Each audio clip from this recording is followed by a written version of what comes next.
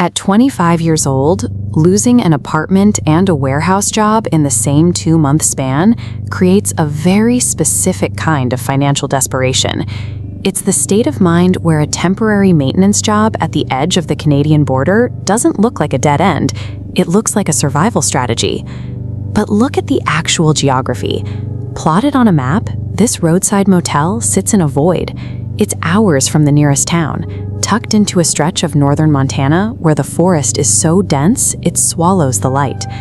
In the winter, the property felt abandoned even when it wasn't. The parking lot stayed buried under a foot of fresh powder, the diner next door had been dead for years, and the only sign of life was a single vacancy light flickering against the dark timberline. When you're that close to being broke, you ignore the silence of the woods and the miles of empty road. You focus on the fact that the room is free and the job is simple, trying to forget that you're effectively stranded in the middle of nowhere. The motel owner, a man named Carl, didn't have many instructions. Clear the snow, keep the pipes from freezing, and watch the desk. But he was absolute about one thing. If anyone asked for room 8, I was to tell them it was unavailable. He wouldn't say why. He just handed me the other keys and walked away. This 3D schematic shows the layout. Room 8 sits at the very end of the second-floor walkway, under a light fixture that never stayed on. The curtains were always pinched shut, and even in the middle of the day, the window glass looked like a solid block of black ink. Then there was the snow.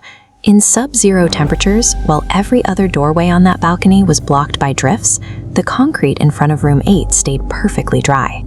It looked as if the air right outside that door was generating its own heat, or as if someone was constantly stepping over the threshold.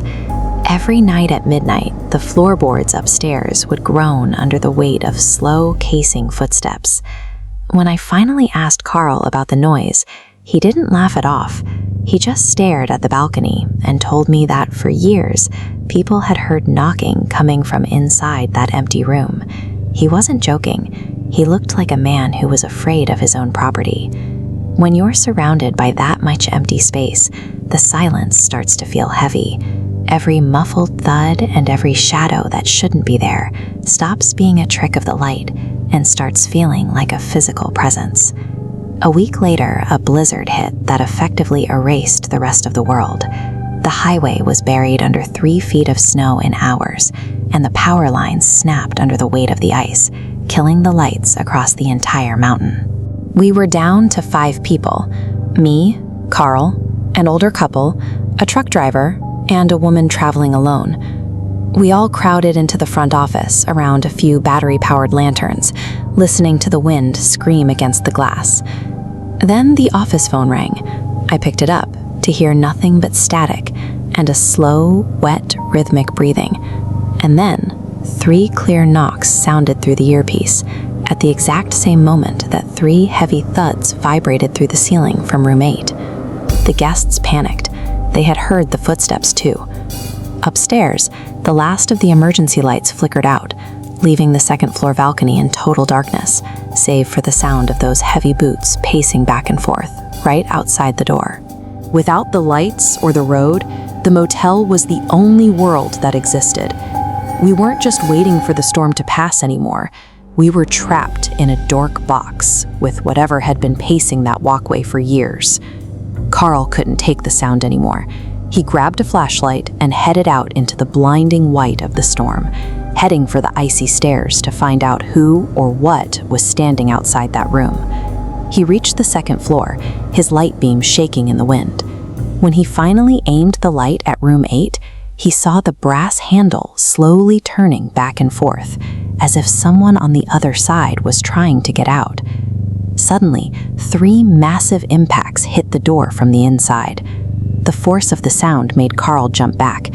His boots hit a patch of black ice, and the momentum sent him over the railing, falling into the darkness of the parking lot below.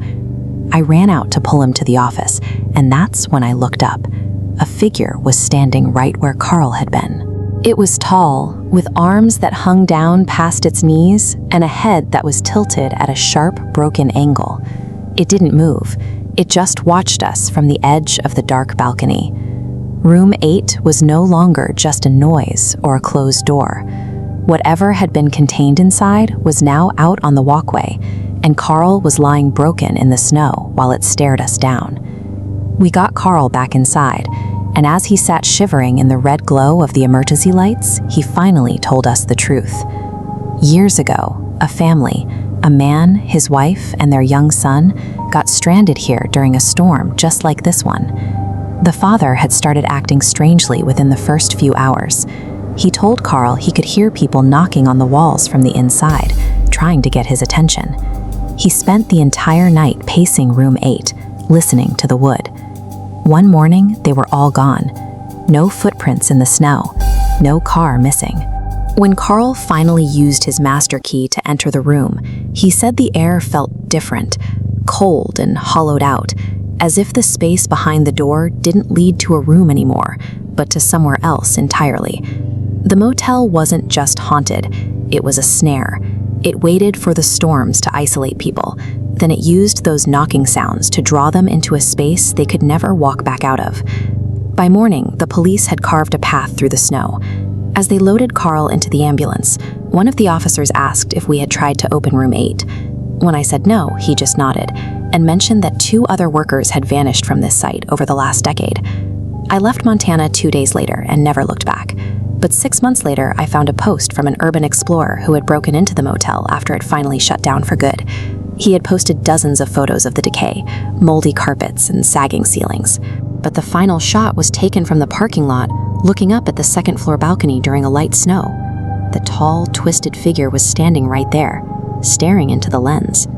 But if you look past the creature, at the window of room 8, you can see them. 3 human faces, pale and distorted, are pressed against the glass from the inside, still looking out at the parking lot, waiting for a storm that never ends. I escaped the physical location, but that photograph is proof that the trap is still set. The people the motel takes aren't just missing, they're a permanent